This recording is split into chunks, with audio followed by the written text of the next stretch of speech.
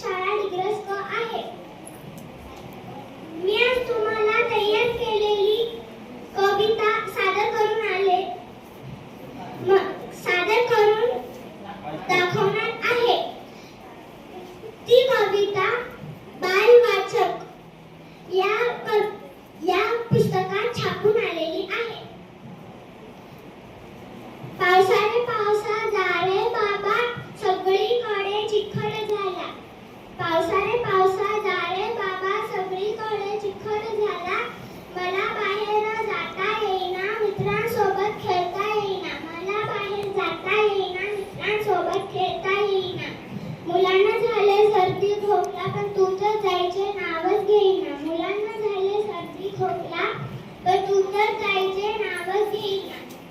किती दिवस राहतोस इथे कधी जाणार तुझ्या गावाकडे. किती दिवस राहतोस इथे कधी जाणार तुझ्या गावाकडे.